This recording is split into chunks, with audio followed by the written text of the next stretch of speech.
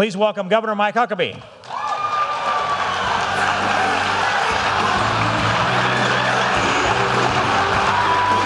Thank you. Thank you very much. Thank you. Thank you. Considering how long you've been here today, I'm just glad when you stood up, you sat back down, because I was really worried about that.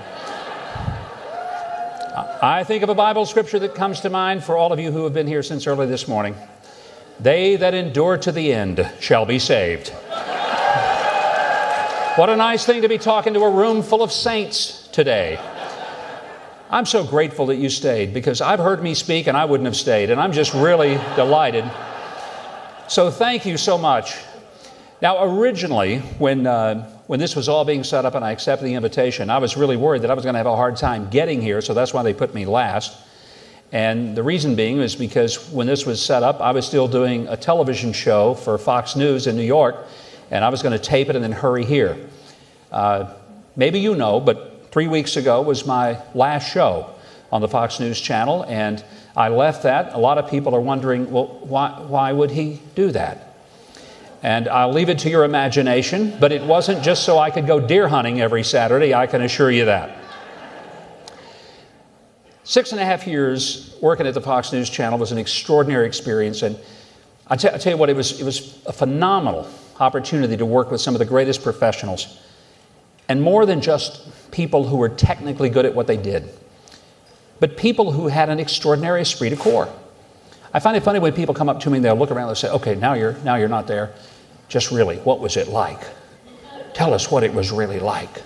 So I'll look around and I'll say, let me tell you what it was really like.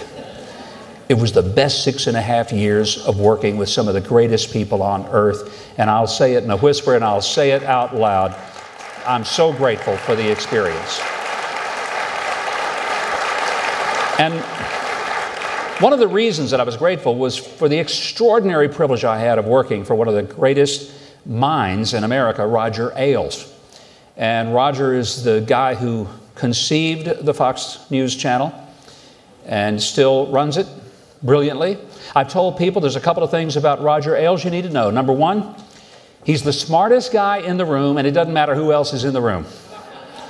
And number two, he has a wonderful philosophy that has created the atmosphere that you may think you understand, but I can tell you from the inside, it's an extraordinary and unique environment in the media world, in that people really do get along. There's an extraordinary sense of family. And let me tell you how he views it. He has a statement that he says, we don't pee inside our own tent. Now, to be honest, Roger says it a little more graphically than that. So for those of you who are shocked by what I just said, I assure you, you would have been more so if I had told you exactly the way he says it. But the point is well taken. You cannot create a successful organization of any kind if you spend your time taking a grenade, pulling the pin, tossing it under the chair of the people who are in your own tent. And one of the things that I'm committed to is that we don't need to spend the next 2 years beating each other up in the conservative tent. We need to tell America what's right with this country.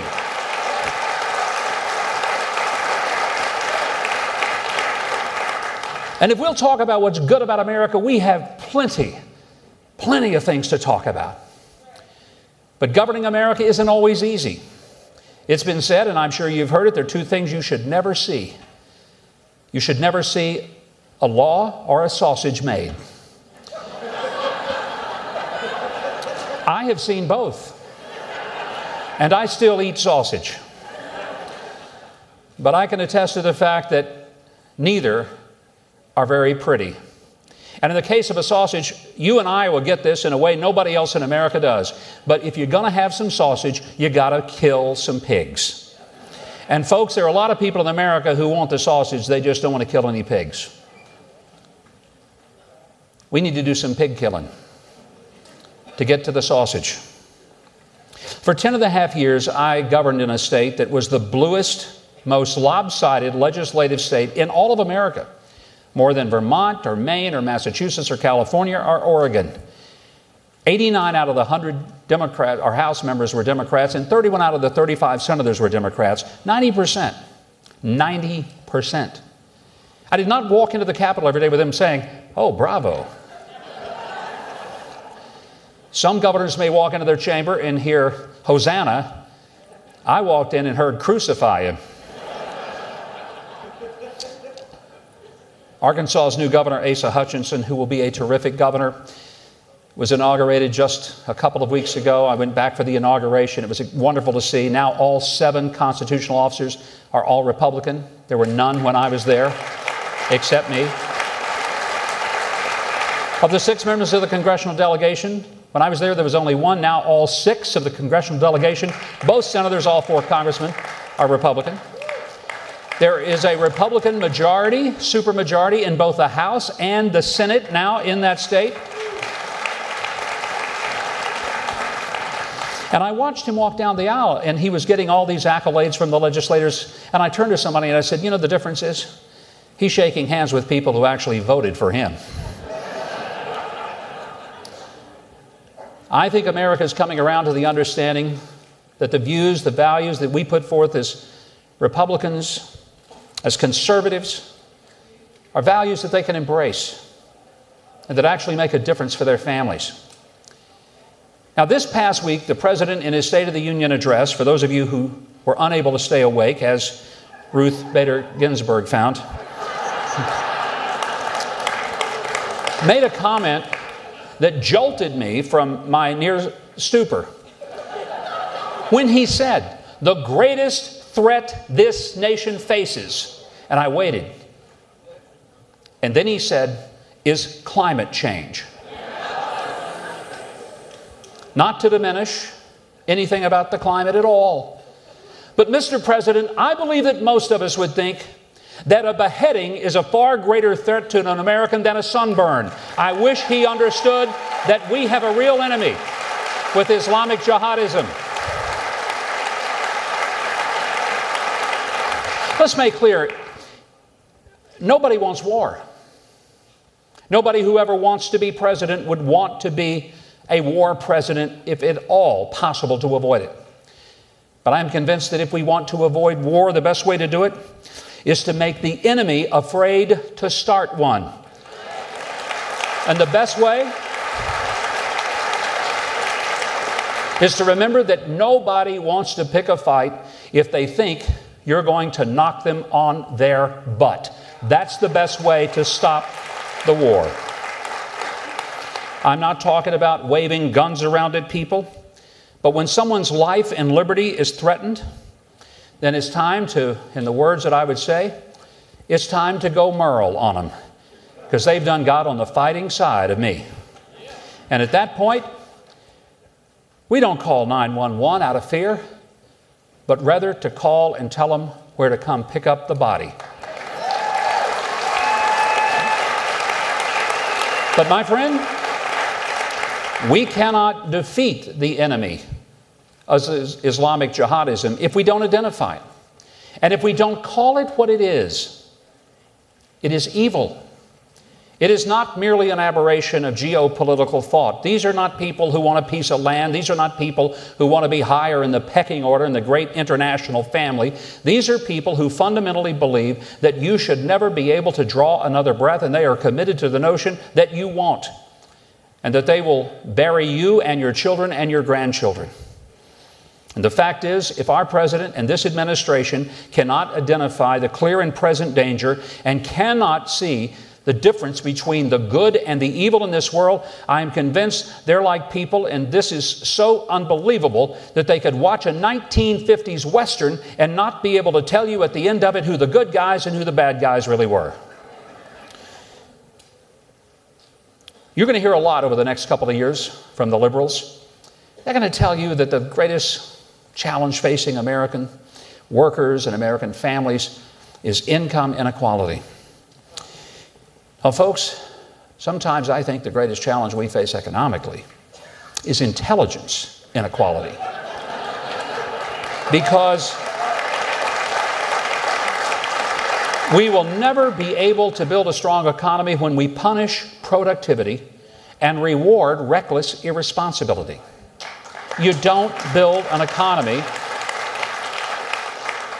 when you tell people who work It's okay to work, but don't work too hard. Don't work too much, because we'll hurt you. The real fallacy of Obamacare is that for the first time in American history, we have people who run businesses and who own businesses, who want to start businesses, whose goal is not to see how big they can grow it, but to make sure that they can keep it small, because they want to make sure their employees don't work more than 29 hours a week and that their employee load doesn't get up over 50. Think about how ridiculous it is to say, stay small. That means don't hire, don't bring more people into the workplace, don't expand your inventory, don't put more stuff on the shelf. And that means fewer people actually have jobs. The unemployment rate gets touted because it's less than it was. But here's a fact. A lot of people who used to have one good-paying, full-time job with benefits now have to work 2 part-time jobs. When the president says 11 million jobs were created, most of them are jobs that pay less than the jobs that people used to have. That is not economic advancement, my friend.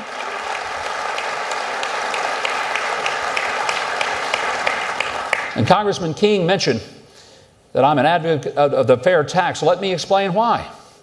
Because not only is it a tax that is fair, finite, family-friendly, and also flat, but it is the only plan, a thorough, comprehensive, well-researched plan that does something that more than ever I think we must do to save our great republic, and that is get rid of the Internal Revenue Service, end the IRS.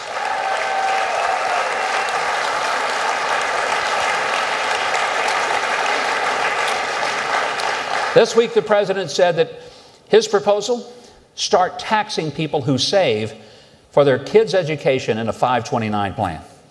I'm scratching my head and I'm thinking, well, that's crazy. And then he took it to a whole new level of insanity when he said, well, while we're going to tax those people who have responsibly saved so their kids and grandkids could go to college, I want to give free college to everybody. Does anybody else get the disconnect here?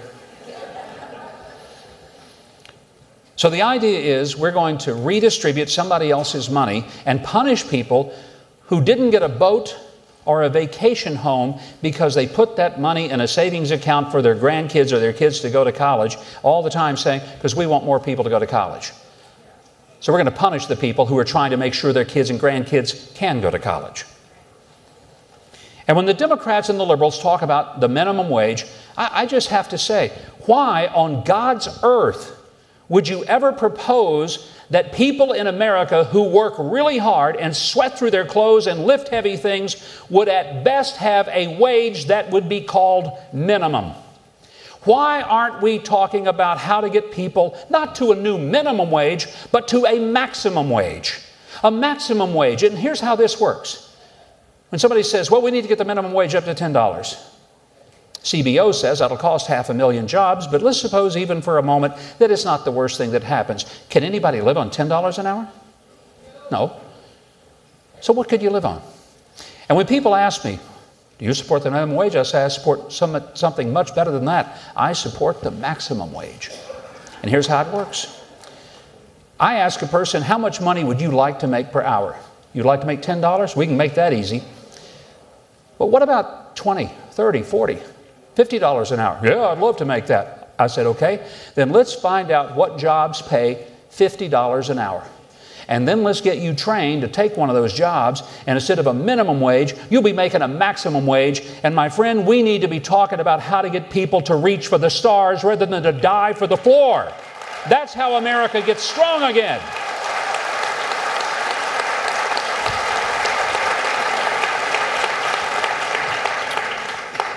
If we really want to make some sausage, one of the critical things is to redistribute the power, because our founders never intentioned that so much power would be centralized in Washington with the federal government.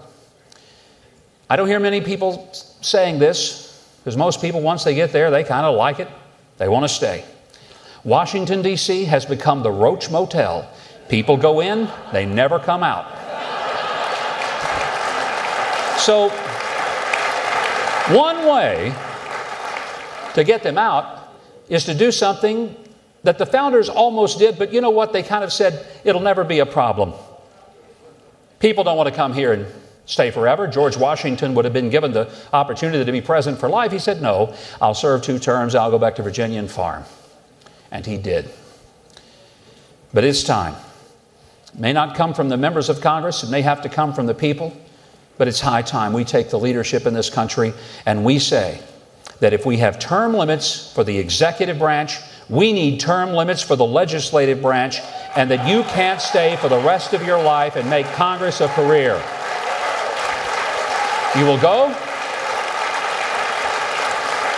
you will serve, and then you will get to come back home and live under the laws that you passed for the rest of us. Welcome to America.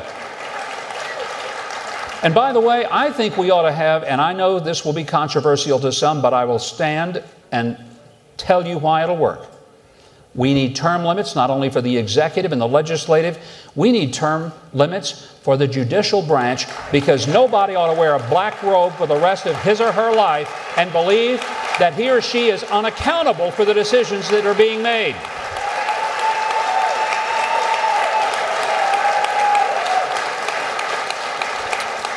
And let me say thank God for Iowa, because when you had some judges that thought that they could ignore you, you sent them home. And that was a wonderful message. But we need to devolve the power that exists in one place and move it to where the Constitution intended for it to be, and that's to the states.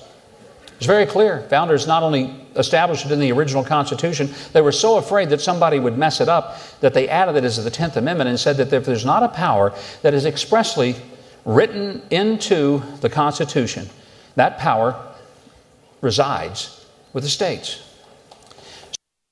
So pray tell, why is the federal government getting involved in an issue where there is no mention whatsoever in the Constitution, education? There is no federal role in education. And instead of Common Core, we need to apply some common sense and a good dose of constitutional law and end it.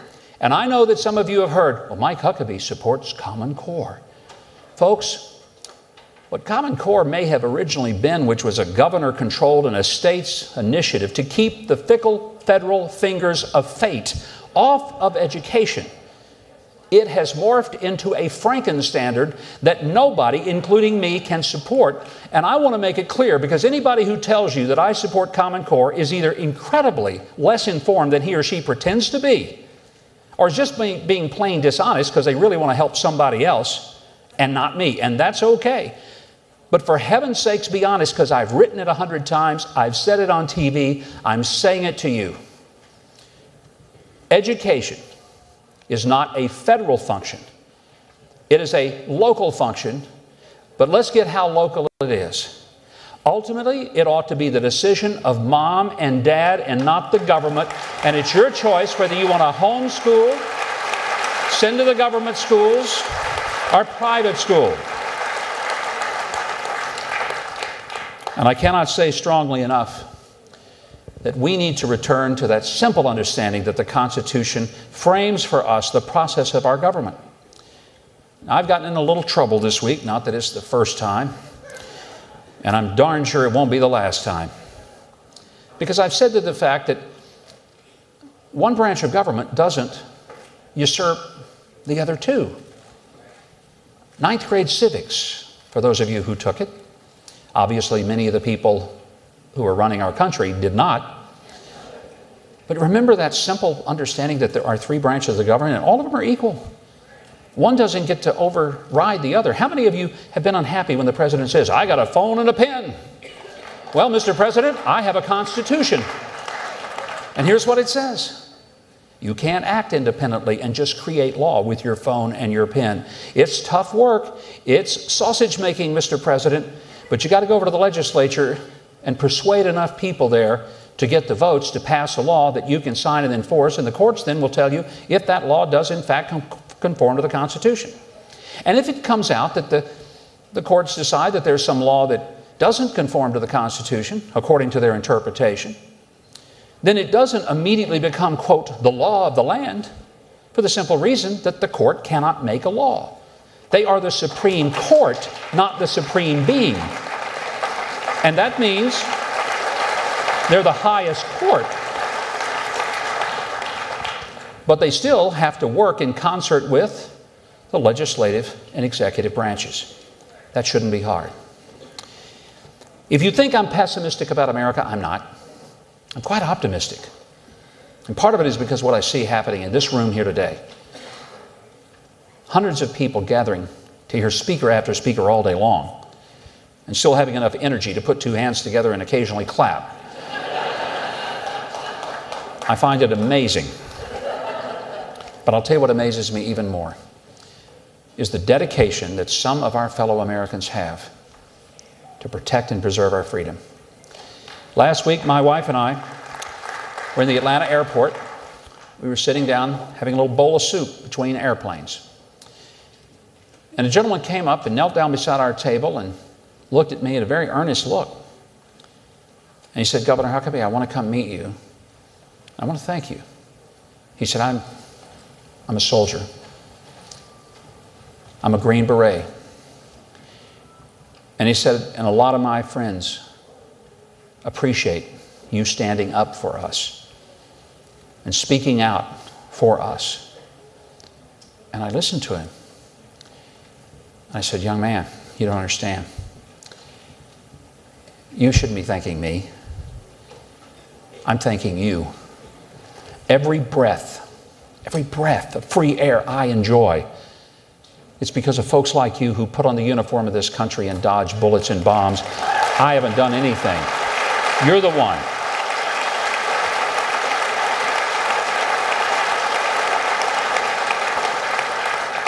I talk on television. It's not that hard. I've run for office. That's kind of hard. I've governed. That's really hard. I've talked about all those things on TV. That ain't hard. But let me tell you something. What the men and women in uniform in this country do every single day, what they do is not just hard. What they do is the impossible. And if we owe anyone in this country our profound thanks, it ain't some guy like me or any of the others of the 20-something that came on this stage. While I appreciate the applause and I love the accolades, believe me, I'd rather hear that than booze. I want to tell you something. We need to all remember that the real American heroes are not politicians. They're the soldiers, the sailors, the Marines, the members of the Coast Guard, the members of the Air Force who keep us free and keep this country the greatest land on God's green earth. Thank you and God bless you. Honor to be with you tonight.